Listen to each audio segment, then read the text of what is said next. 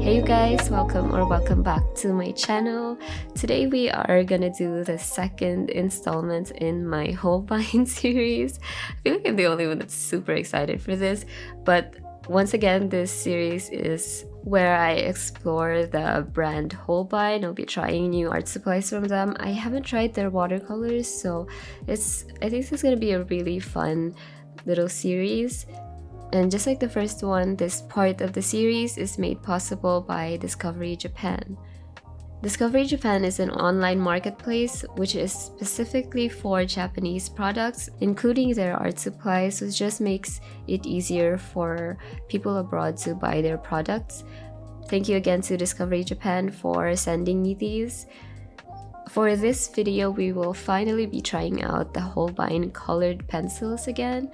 I have been waiting so long to do this video. This is my all-time favorite art supply, so it's really nice to get to try this again. Let's first talk about this specific set. This is the 150 color option, and it comes in this 3 racks of 50 colors each, and they're sort of organized in certain categories. So the first one is the pastel row. I think this is what they are most known for. These are just these gorgeous, pale yet still colorful row of colors. There's a lot of good pale skin tone colors in here, and a good variety of muted pastels too, which I think can be lacking in some of these pastel sets. Usually they're still very vibrant colors. These ones also have more colors that are sort of less saturated but still pale, and I think, at least for me when it comes to portrait drawings, those are more usable. And then the next row we have what I would just say is like rainbow colors. These are, I think, are more expected colors in any set, but these ones have my dream rainbow range. There's a lot of different reds in here with warms and cool reds, but also just enough yellows and blues before we have more greens, which I just think is perfection how they chose these colors. And then the last one, which I personally think is the most underrated row, these are the earth tones. This is my favorite because if you do portraits, this will be the most used row for you. Just to look at those browns and grays. There's also a lot of greenish browns, which appears a lot in people's skin tones. There's also both cool and warm grays, and I think they're equally as many of each, which I love because I love warmer grays too. And then there's a tiny selection of metallic pencils in there, which I haven't used yet, but I will report back in the future when I do. And just like any bigger set, there's a leaflet of the product information, what colors you'll be getting with each set, and there's also a swatch card, which I didn't use because one thing about Holbein I've come to find out is that the color accuracy in the package versus the actual pencils is always on point, that I don't really do swatches that much for Holbein. On the more superficial note, these are probably the most beautiful pencils I've ever seen.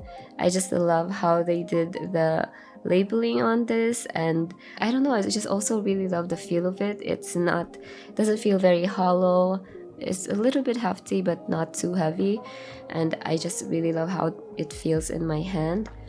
And so before I show you guys how I use this for the portrait, I did also take a DOMESTIKA course before I did this one, because it had been such a long time since I did a color pencil video work, so I really needed a refresher before I could really start, and that's why I took this colorful portrait course from DOMESTIKA, which I will be leaving the link in the description.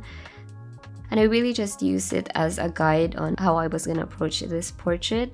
So first thing that the teacher said was to use very light colors for your line work, and I don't know why I don't really use many light colors for my line work. It seems very logical, but I don't really do that. And so I did that for here, and it ended up not showing up that much on camera because of how light the yellow that I was using was, and so ended up having to skip it for this video.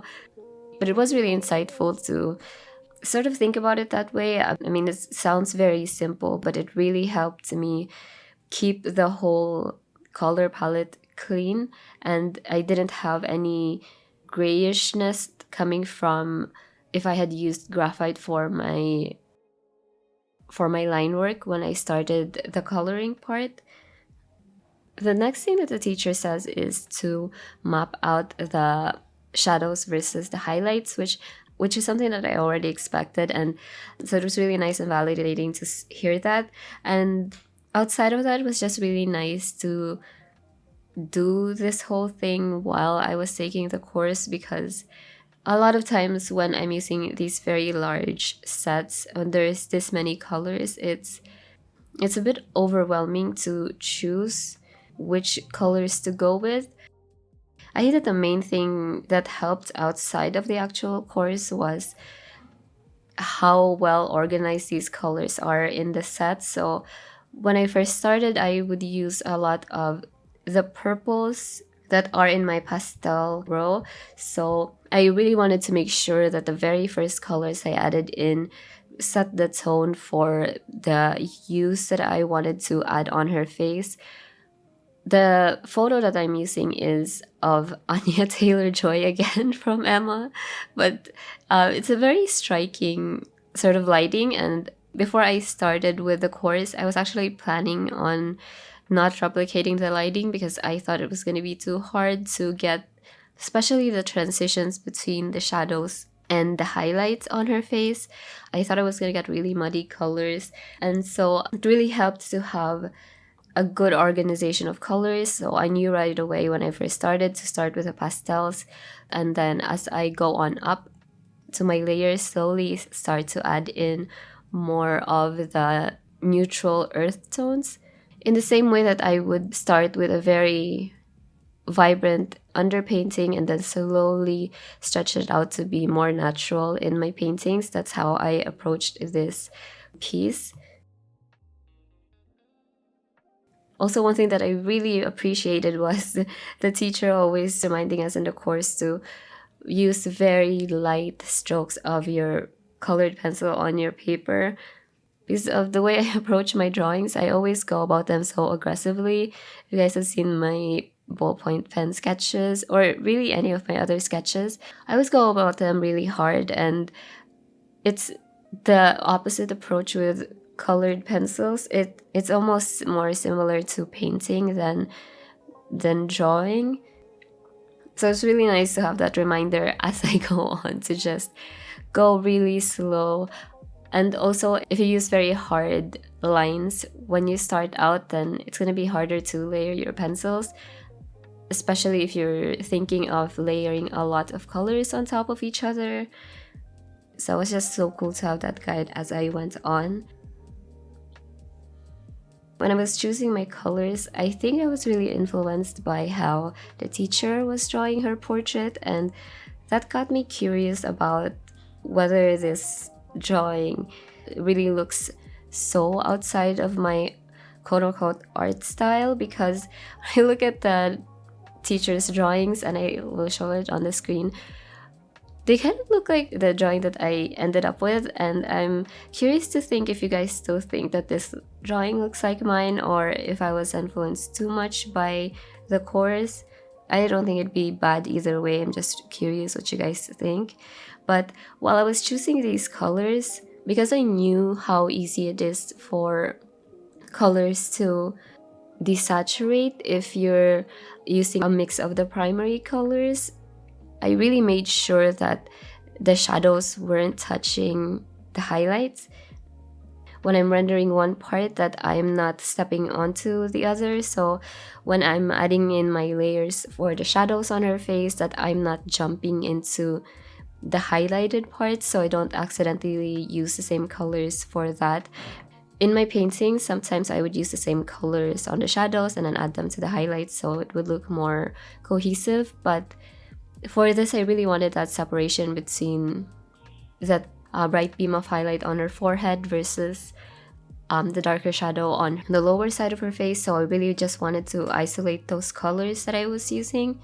I also made sure that I wasn't using all three of the primary colors for this, especially not adding them together because it slowly would easily turn brown when on top of each other. So really made sure that I was using a lot of purples and oranges even for the blush on her face. We just made sure that while I was adding in the layers for this color that I wasn't slowly desaturating them.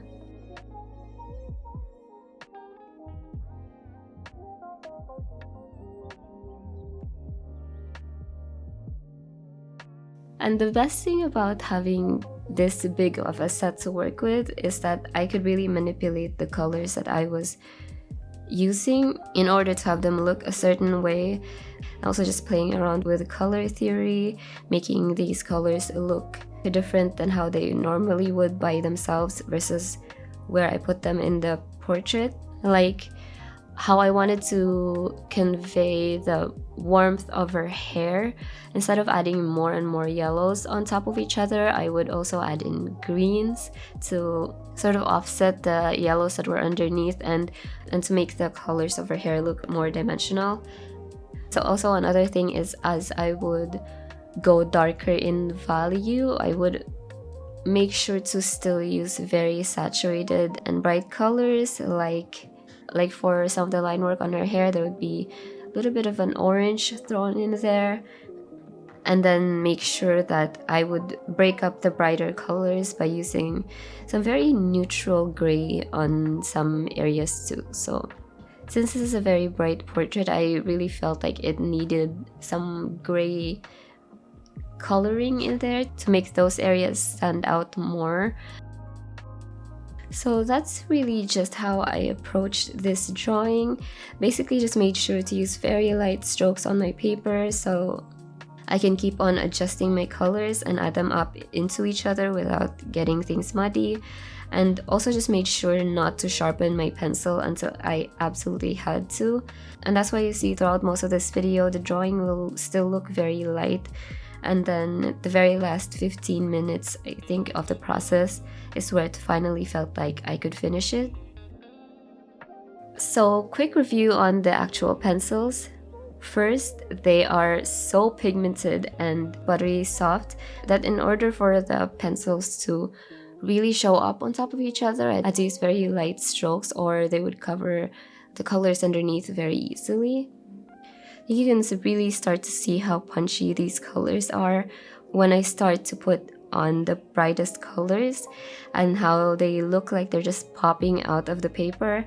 Especially the neon colors almost looks like it's glowing on top of my off-white paper. That was so incredible to see. The next thing is that these pencils are also very creamy. I would say it's slightly more buttery than the polychromos I've tried. I feel like those are slightly closer to traditional pencils, at least compared to these in how they feel. I used to say that the Prismacolors are softer than these, but after trying them again, I actually think that these Holbeins are more blendable than the Prismacolors. The thing about them is just they are more resistant to breakage. So my Prismacolors, I always remember them breaking off when I sharpened them, but also sometimes when I would just color with them, those would break off very easily, and it always felt like those just eats away when you're drawing with them. I don't feel that with the Holbeins. I feel these are slightly harder than those, but they're also just, I think, easier to blend. Blending with these feel like a dream. My favorite was towards the end when, after I've laid down all of those colors on top of each other, all of those very vibrant colors, especially for the shadowed parts of her face, I then used a very muted cream color to burnish those colors together. It would be a very light version of burnishing. I still didn't want this to look super smooth, but I do still consider it burnishing, and so it was so satisfying to see all of those colors come together.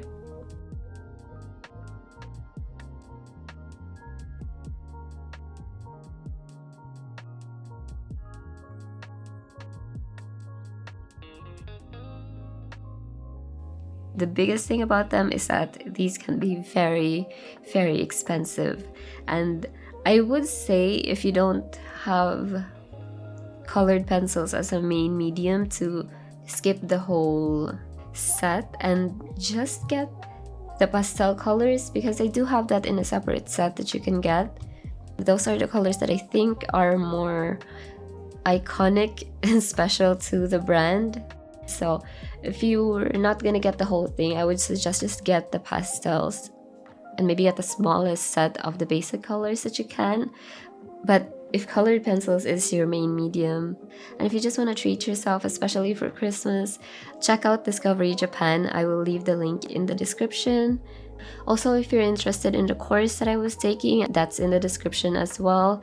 Domestika is having a Black Friday sale, so this would be the best time to get these. But yeah, that is it for this one.